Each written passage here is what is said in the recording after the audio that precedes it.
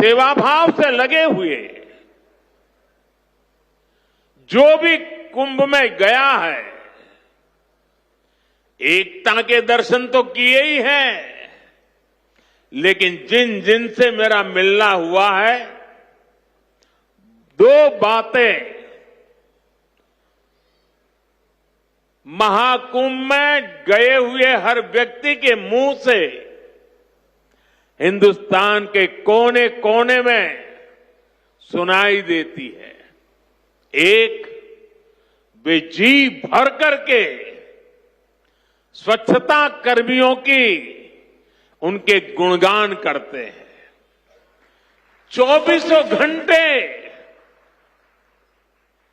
जिस सेवा भाव से इस एकता के महाकुंभ में स्वच्छता के कार्य को संभाल रहे हैं, मैं आज उन सभी स्वच्छता के साथियों को आदरपूर्वक नमन करता हूं। दूसरी एक विशेषता है जो हमारे देश में बहुत कम सुनने को मिलती है, और इस बार मैं देख रहा हूं एकता के इस महाकुंभ से आए हुए हर यात्री कह रहा है कि इस बार एकता के महाकुंभ में पुलिस कर्मियों ने जो काम किया है, एक साधक की तरह,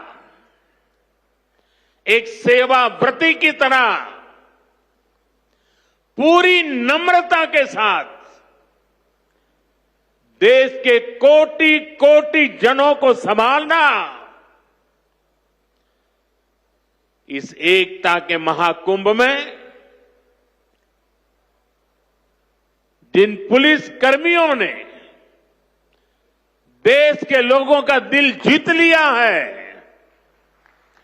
वे भी बधाई के पात्र है। लेकिन भाइयों बहनों, प्रयागराज के इसी महाकुंभ में इसी सेवा भावना के साथ अनेक विध समाज सेवा के प्रकल्प चल रहे हैं, जिसकी तरफ मीडिया का तो ध्यान जाना बड़ा मुश्किल है, लेकिन ज्यादा चर्चा भी नहीं हुई है। अगर मैं सभी इस सेवा प्रकल्पों की चर्चा करूं तो शायद मेरा अगला कार्यक्रम डिस्टर्ब हो जाएगा, लेकिन मैं एक का उल्लेख करना चाहता हूं। इस एकता के महाकुंभ में नेत्र महाकुंभ चल रहा है। इस नेत्र महाकुंभ में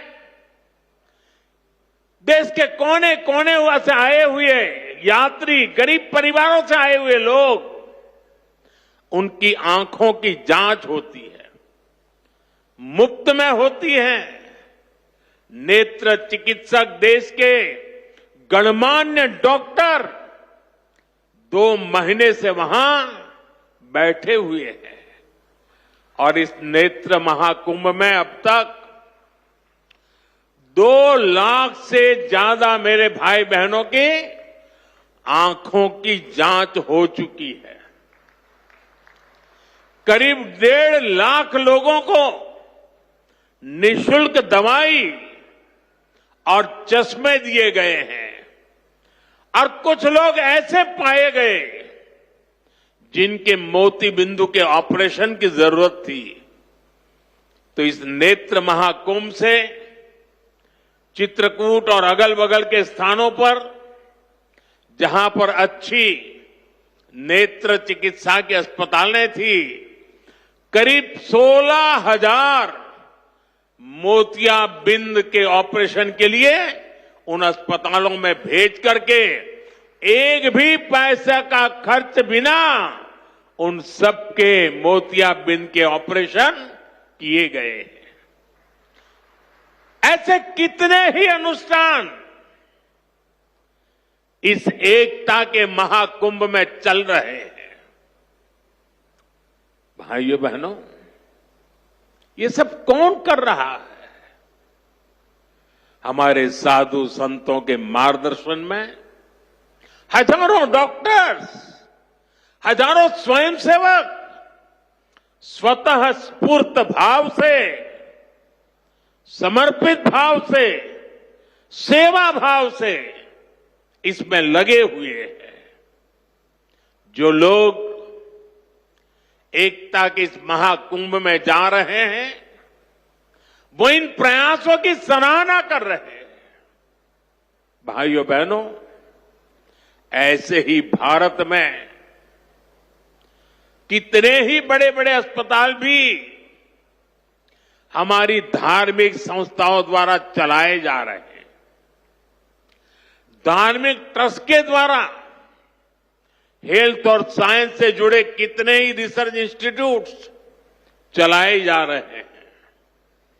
करोड़ों गरीबों का इलाज और सेवा इन संस्थानों में होती है। मेरी दीदी मां यहां बैठी है। अनाथ बालिकाओं के लिए जिस प्रकार से समर्पण भाव से वो सेवा करती है, अपना जीवन बेटियों के लिए उन्होंने समर्पित कर दिया। साथियों, यहीं पास में हमारे बुंदेलखंड का चित्रकूट, प्रभु राम से जुड़ा ये पवित्र तीर्थ खुद दिव्यांगों और मरीजों की सेवा का कितना बड़ा केंद्र है।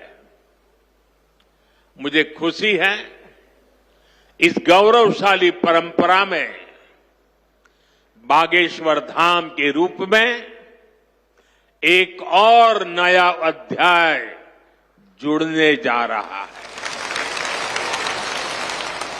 अब बागेश्वर धाम में आरोग्य का आशीर्वाद भी मिलेगा।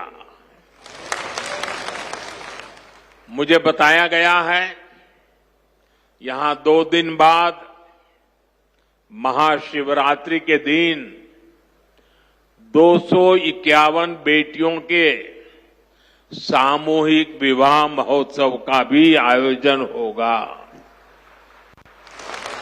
मैं इस पुण्य कार्य के लिए भी बागेश्वर धाम की सराहना करता हूं।